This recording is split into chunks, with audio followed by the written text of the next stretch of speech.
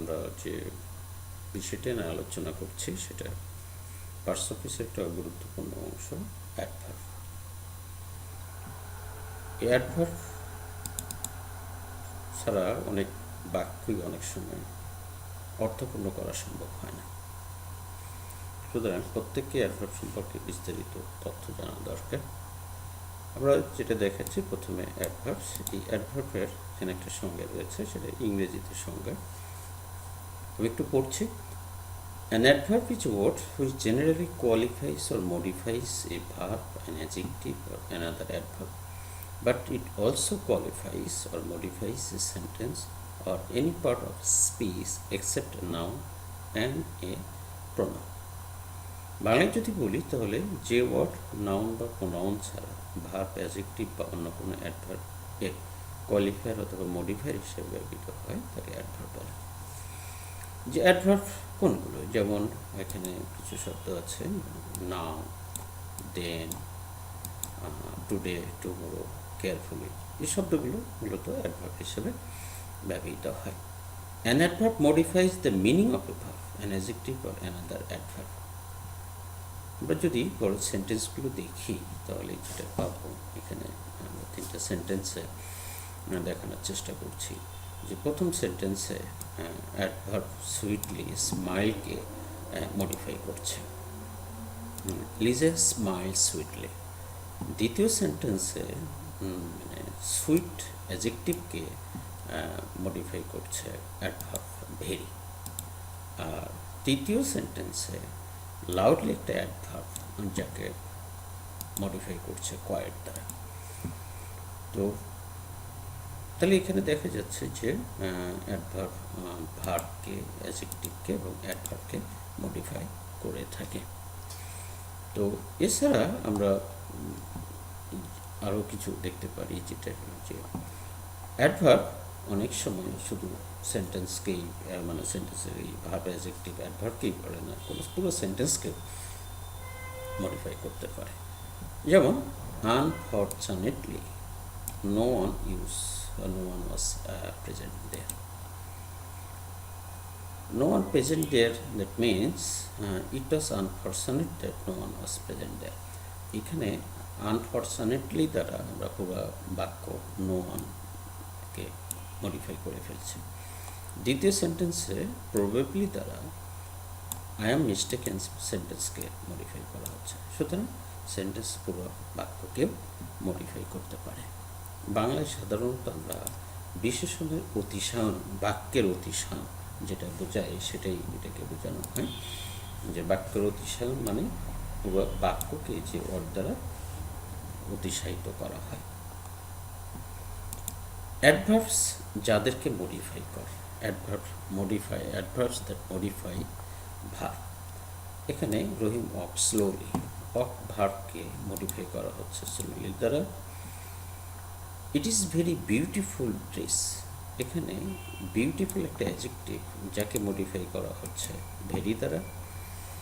অ্যাডভার্বকে modify করা হচ্ছে এখানে ইজিলি একটা ওয়ার্ড অ্যাডভার্ব, মোর এখানে অ্যাডজেক্টিভ হলেও এখানে অ্যাডভার্ব হিসেবে ব্যবহৃত হয়ে ইজিলিকে মডিফাই করছে। পার্টিসিপল হলো এখানে অ্যাডজেক্টিভ। পার্টিসিপলের একটু সম্পর্কে বলি। যখন কোনো ভার্বের সাথে আইএনজি যুক্ত হয়ে, কোনো ওয়ার্ডের সাথে আইএনজি যুক্ত হয়ে সেটা অ্যাডজেক্টিভের ন্যায় কাজ করে, সাধারণত সেটাকে পার্টিসিপল বলা হয়। এখানে সিনটা হলো নাউনের পূর্বে সার্ভিং বসছে, এটা অ্যাডজেক্টিভ, আর একে মডিফাই করা হচ্ছে ভেরি অ্যাডভার্ব দ্বারা। প্রিপোজিশনকে মডিফাই করতে পারে। প্রিপোজিশন এখানে থ্রো প্রিপোজিশন, আর এখানে রাইটটা হলো এখানে আরেকটা অ্যাডজেক্টিভ, যদিও কিন্তু এখানে অ্যাডভার্ব হিসেবে ব্যবহৃত হচ্ছে এবং এটা থ্রোকে মডিফাই করছে। ঠিক একইভাবে এখানে যেটা করা হচ্ছে সেটা হলো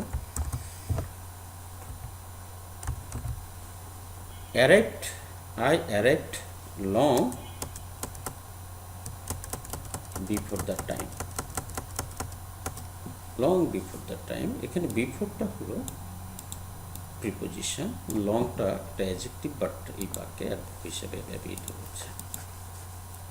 কনজাংশন কেউ মডিফাই করতে পারে অ্যাডভার্ব, যেমন এখানে বিকজটা কনজাংশন। বিকজ কনজাংশন এই কারণে এখানে দুটো ক্লোজকে যুক্ত করতেছে, আই হেট হিম আর হি ইজ এ লায়ার।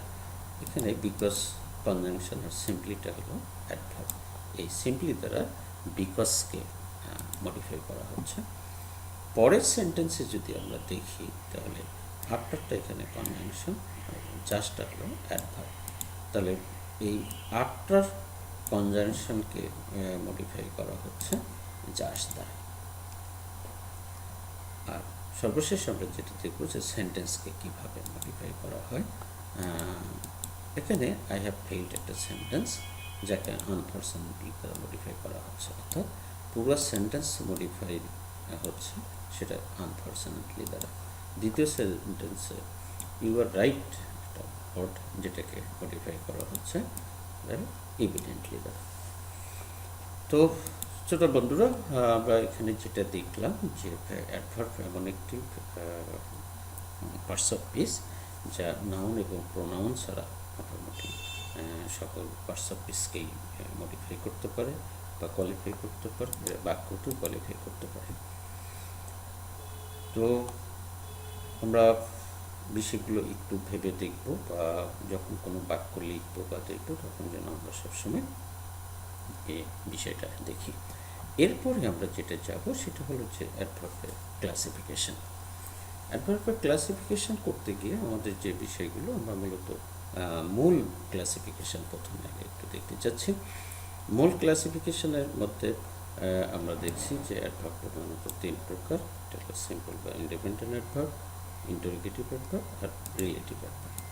এই 3টা অ্যাডভার্ব এর আবার বিভিন্ন রকমের ব্যবহার রয়েছে, বিভিন্ন ভাগ রয়েছে। যেমন সিম্পল অ্যাডভার্বকে আমরা 10 ভাগে ভাগ করেছি। সেই 10টা ভাগকে আমরা পরবর্তী যে ক্লাস যেটা আছে, পরবর্তী লেকচারে আমরা রিলেটিভ অ্যাডভার্ব সম্পর্কে বিস্তারিত আলোচনা করব আর কি। তো আজ এই পর্যন্তই।